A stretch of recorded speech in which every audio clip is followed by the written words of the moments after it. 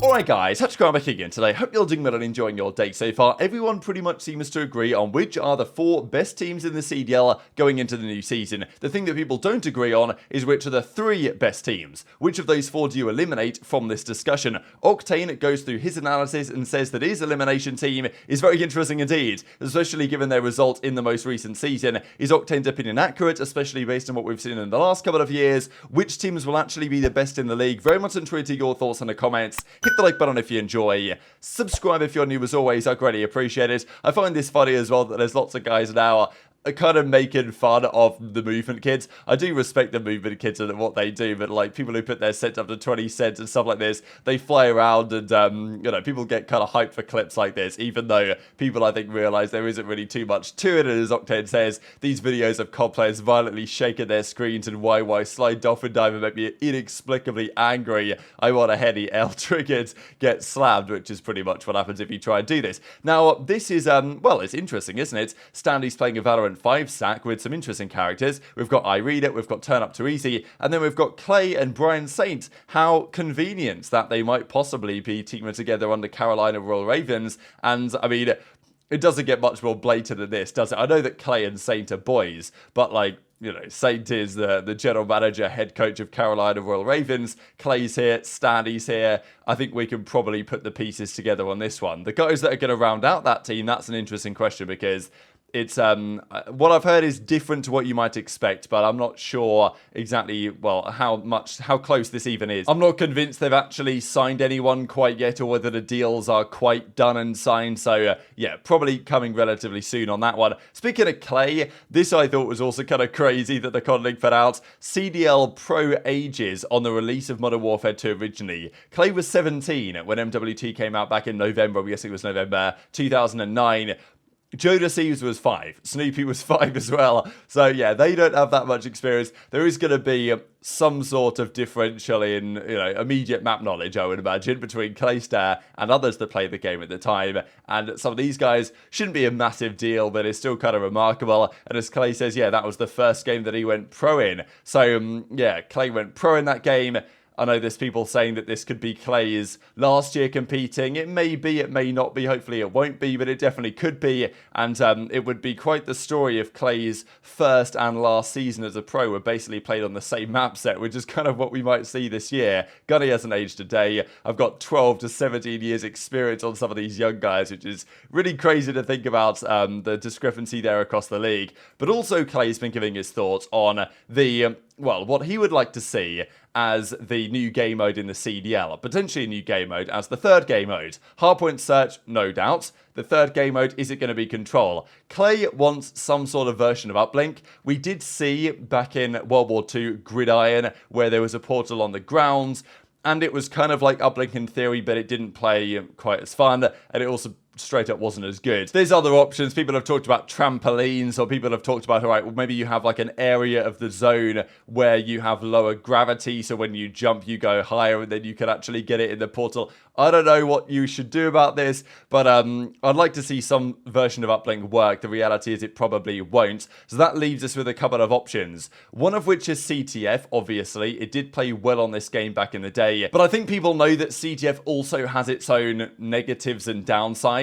For example, JP Krez found this classic bit of gameplay from back in the day, where we're here on terminal CTF. We've got a stalemate situation, so the flag is out on either side, and JCap is all the way in the back of the map here with the flag, just in a spot where you have to crouch even to get in there. He's basically just licking a wall at the back of the map here. Eventually he goes down, but even then, to actually get the flag out of here was such a challenge. And I think back in the day, this was appreciated more than it might be today. These kind of stalemate moments where you've got maybe 2-3 minutes at a time where both teams have the flag out. They've got one guy in their own base, the other guys are trying to sneak through and make the return. Like, those moments can be boring, maybe, but like, let's say it's a grand finals. That's some of the best COD you're ever going to find, I think. Like, some of the most intense COD. When they've both got the flag out, they're both going for the attack and the defense, someone's sneaking through, trying to find a gap. Like, that's great COD. But is it always entertaining? No, but I think it can be some of the most entertaining COD. I don't know whether for the TikTok audience that kind of exists in the media today, whether that works the same as it maybe did a decade ago. That's a debate that's worth having. There's also the possibility of Sabotage. If you guys haven't played this game mode before, there's 2 bomb sites. I'm pretty sure the way it works is you've got both teams are trying to destroy a bomb site. So it's not like you've got one attacker, one defender. You have to go and collect the bomb explosion kit or whatever, the detonators, I suppose, the charges from the middle of the map. Then you have to escort that guy or kill the enemy if you're on the other side and they pick it up first from getting to the one that they've got to destroy. And then once they plant it, you then have to defuse or it explodes. Now, the issue with this game I actually quite like this game mode. The problem is that after it goes, let's say it's a draw and it lasts for 20 minutes or whatever the regulation time is, it then goes to sudden death, and sudden death is kind of like search and destroy. It lasts for like 90 seconds. There's no respawns anymore, and the kind of that side of it has never really worked very well. The overtime in Sabotage was never particularly good, and they didn't seem to be, well, when they brought it in, that was always how they would do it, and it wasn't great. So if they are going to do Sabo, I think they've got to have a better overtime model, but I actually think this game mode kind of does work. It's a bit too similar to Search and Destroy for my liking, but then again, the respawn timer delay was about 5, 6, 7 seconds. So in that sense, it's a bit similar to CTF. I don't mind game modes that are kind of a crossover. As I said the other day, there's only so many things you can do in COD. In Capture Zone, you can blow up a bomb.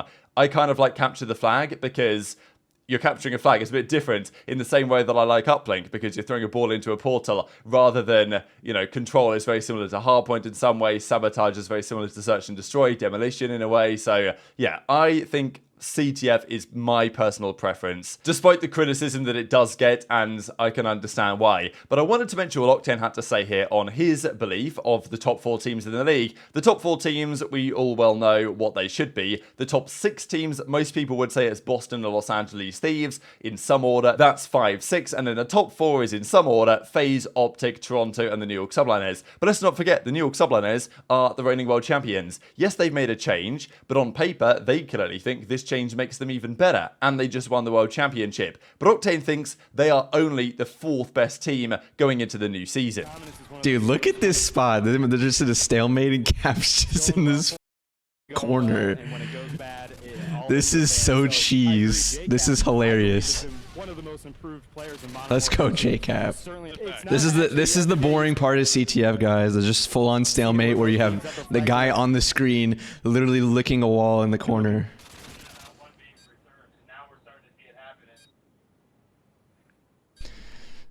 This is why people don't want CTF back in the game. I would welcome it back, but this is why people don't, and I understand it. Yeah. What's your top 3 teams for next season? You have a favorite? Top 3 is probably Toronto, FaZe, and OpTic. Favorite would probably be FaZe or OpTic. Toronto will probably win an event though. I feel like next season is going to go very similarly to last season, where there's like a lot of winners. No faith in NY. He asked me for the top 3. I think New York is the 4th team. This, I think, shows how difficult it is to really get an assessment on what the top rankings should be on paper, because the world champions, you'd think, should go in as the #1 seed, or like at least the favourites to be the best team for the new year. The reality is that is very rarely actually the case, and I said it multiple times last offseason, even when Los Angeles Thieves had just won the world championship, that it doesn't mean they're guaranteed going to be the best team in the world. Now, usually, people put the world champions in the S tier or, right up there for the new game. I think a lot of people last year that know about this, how it tends to go, put Los Angeles Thieves in like the A tier, because it was a question whether they'd be as good at this most recent title. They were still pretty good, but they weren't as good, for sure, as they were at the end of Vanguard. This is always a trajectory that tends to be the case, and Subliners have made a roster change, which makes you wonder even more. FaZe will always be in that conversation. I think there's just no way that FaZe are the 4th best team.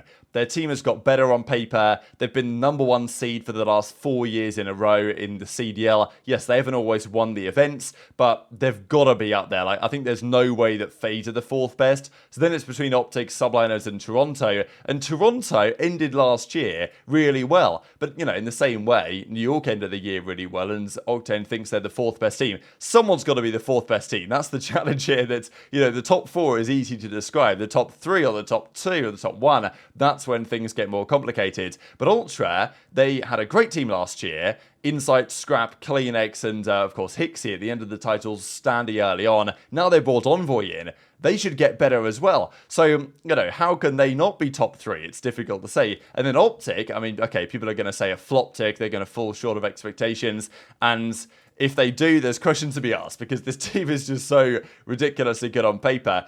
In my opinion, it should be OpTic versus FaZe competing for the #1 seed. That's what it should look like this season. I don't know if the season is actually going to end up looking like that, but that's how I perceive it. It should go like that on paper. But then you got to remember that HyDra is the best player in the world. I mean, what he was doing the most recent season was insane. HyDra Modern Warfare 2 is one of the best individual seasons of all time, hands down. Champs MVP, wins 3 events, impeccable stuff. But as we've said before, and as we'll look at again now, just because you go back-to-back. I mean, Los Angeles Thieves during Vanguard made the finals of the Pro-Am, won Major 4 comfortably pretty much, won Champs very comfortably really after the first round against Boston. They were looking dominant. They go into the new game, not quite as good. The most recent title, okay, all the teams we've mentioned have been finalists. OpTic made a couple of finals, FaZe won an event, Toronto won an event, Subliners won 3 events, but Octane reckons they're only going to be 4th best. I mean, how much of this is to do with the change? Because Los Angeles Thieves went into, and Octane knows this full well, the most recent Modern Warfare 2 season with expectations of the world champions and the same roster. Subliners, by changing their team, dropping Priestahh for Sib, I think, you know, when you're the world champions, you make a change. There's always a debate there as to whether that's actually a good idea or not. And maybe they're just, you know, dealing with the champs curse before it actually affects them. And I think this move can work out pretty well for them. And HyDra is still unbelievably good. And Kismet complements him so well. And Skyz is still super underrated. Like, it's tough for me to think of the Subliners being the 4th best team. But I can totally see where Octane's coming from, because you've got to order them somehow if you are going to order them. But I wonder if Priestahh hadn't been replaced, what Octane would say, because I think the fact that they've made a change makes it quite easy for people to say, okay, they won't be as good, or, you know, this change is a mistake and therefore they're going to regress when the other teams have stepped forward. But if Priestahh was still there, you'd kind of have to say, well, you know, they did just go 3 for 6 and they went back-to-back, including champs. Pretty impressive. I mean, they dominated the finals 5-0. And this new game seems kind of similar to the game that we've just played in Modern Warfare 2. So, you know, you'd probably have to think that if they sell a Priestahh, most people would have them certainly in the top 3. But, you know, the Sib changes made people re-question that situation. So, yeah, very much intrigued to your thoughts on all this stuff in the comment section below. Do you guys have a different top 3 to Octane? Do you even have a different top 4 to Octane, and you believe one of the other teams is going to mix something up as a serious surprise? Hit the like button if you enjoyed. Subscribe if you're new. Take care, and I'll see you next time.